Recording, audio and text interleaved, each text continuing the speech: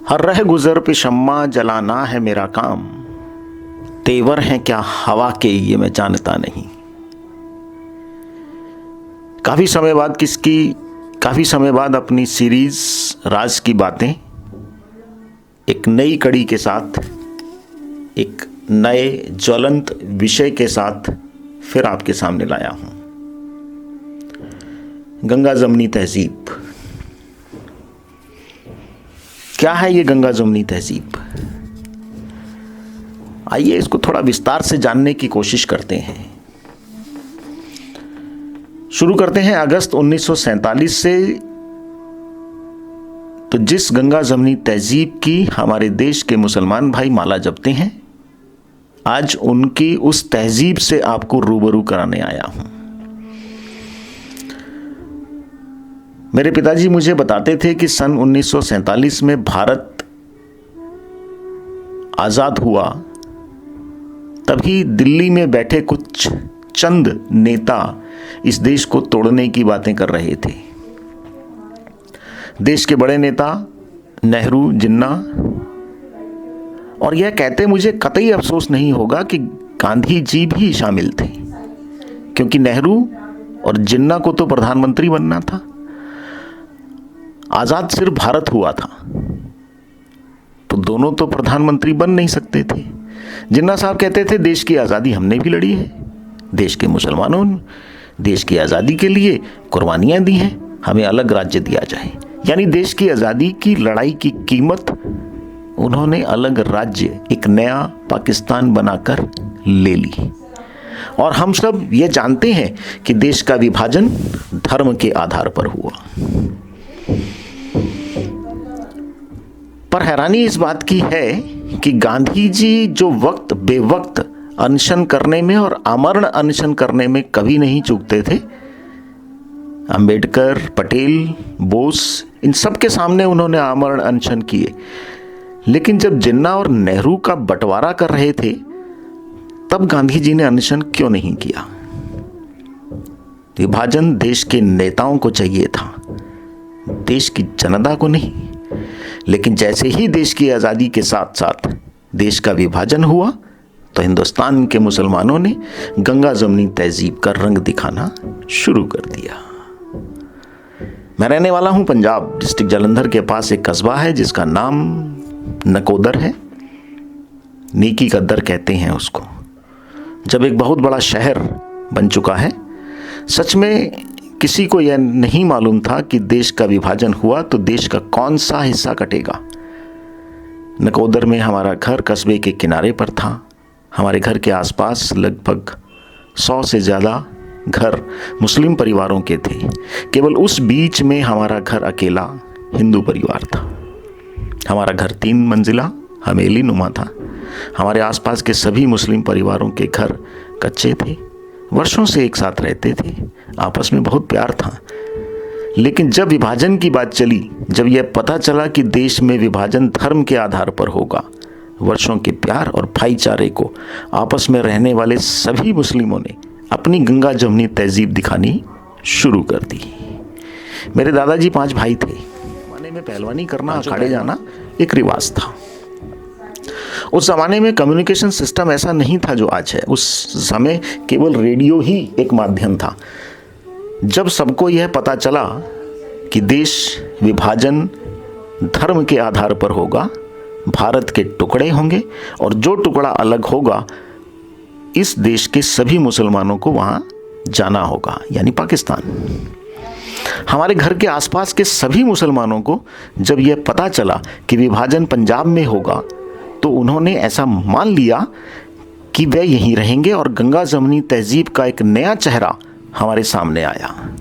यूं तो मुसलमानों की हिम्मत नहीं होती थी हमारे दादाजी के सामने खड़े होने की, लेकिन रात के अंधेरे में घर की दीवारों पर लिख दिया, इस हवेली पर कब्जा हम करेंगे, हिंदुओं चले जाओ यहां से।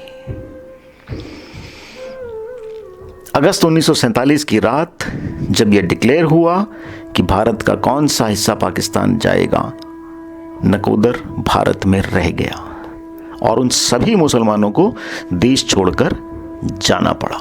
शायद आपको नहीं मालूम कि 1947 में विभाजन के उस दौर में सिर्फ और सिर्फ पंजाब एक ऐसा राज्य था जहां से मुस्लिम पूरी तरह चले गए। इसलिए पंजाब में आज भी चंद ही हैं। दोस्तों, अगर यही काम भारत के अन्य राज्यों ने भी किया होता तो आज जो स्थिति हमारे देश में बन रही है वह ना होती। मैं यह घटना और उसका प्रभाव आपसे इसलिए शेयर कर रहा हूं क्योंकि आज़ादी के 73 साल बाद भी वही स्थिति फिर बनती नजर आ रही है। आप लोग जो प्रॉपर्टियां खरीद रहे हैं, आलीशान घर बना रहे हैं, फ्लैट, बंगलो, उन पर लिख दिया जाएगा क्योंकि अभी भी सो रहे हैं, क्योंकि हम अभी भी समझ नहीं पाए कि आने वाला कल हमारे बच्चों का भविष्य अंधकार में है। हमारे देश में ऐसे बहुत से परिवार हैं, हिंदू परिवार, जो विभाजन के बाद पाकिस्तान से माइग्रेट होकर भारत में आए और अपना बीता हुआ कल भूल गए। इस देश का विभाजन कांग्रेस ने किया, यह हम सब जानते हैं। वह परिवार अपना पाकिस्तान से यहाँ आए, दुख के साथ कहना पड़ता है कि कांग्रेस की वजह से देश को विभाजन झेलना पड़ा, जिस कांग्रेस की वजह से उन हिंदू परिवारों को अपना सब कुछ छोड़कर यहाँ तक कि अपनी बहू बेटियों की कुर्बानी देकर भारत में आना पड़ा। वही लोग अपना बीता हुआ कल भूल गए, उसी कांग्रेस के साथ आज भी खड़े हैं।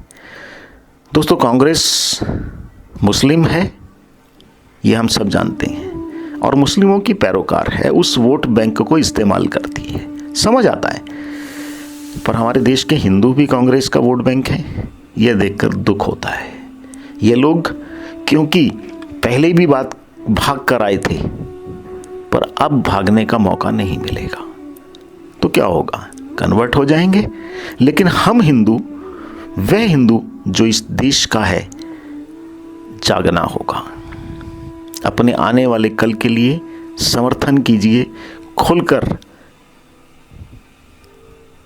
CAA और आने वाली NRC और जनसंख्या नियंत्रण कानून का जो लोग समर्थन नहीं कर सकते या नहीं करने वाले, करना चाहते, वे अपनी सुन्नत करवा लें, क्योंकि बाद में भी होनी है।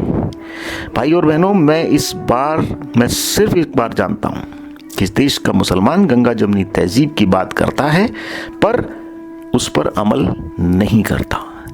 गंगा जमुनी तहजीब वही लागू होती है जहां मुस्लिम माइनॉरिटी में, इस देश में जहां जहां जिस कस्बे, शहर, गांव में मुस्लिम मेजॉरिटी में है, वहां किसी गंगा जमुनी तहजीब की याद नहीं आती।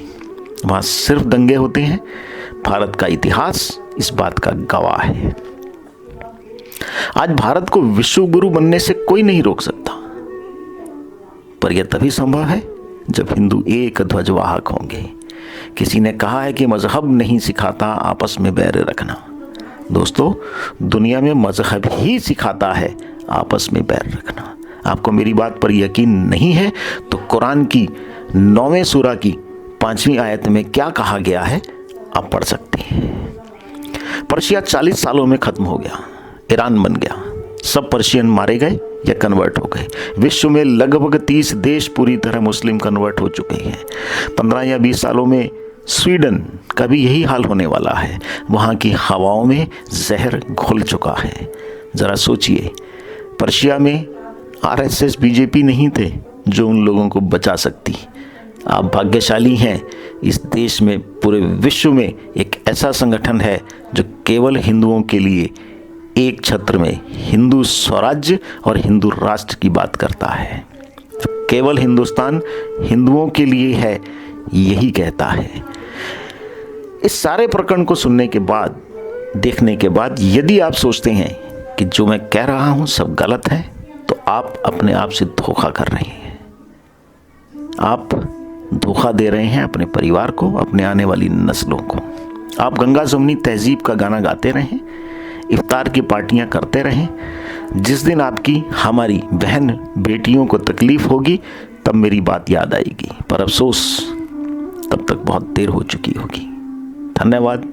जय भारत, जय हिंद।